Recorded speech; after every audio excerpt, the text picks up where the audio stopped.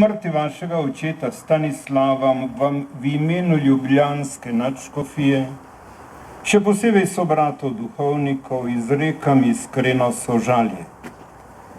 Besede sočutja veljajo tudi vašim domačim, Petru, sorodnikom in vsem, ki so mu bili blizu.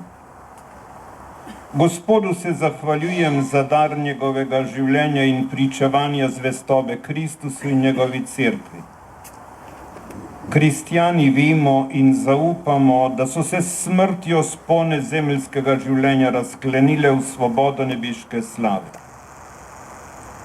Plemenito dušo pokojnega očeta Stanislava priporočam Božjemu usmiljenju. Zagotavljam vam, da sem z vami in vsemi žalujočimi v teh dneh povezan v molitvi. Najrajnemu očetu Stanislavu Gospod podeli polnost življenja in sreče v večnosti.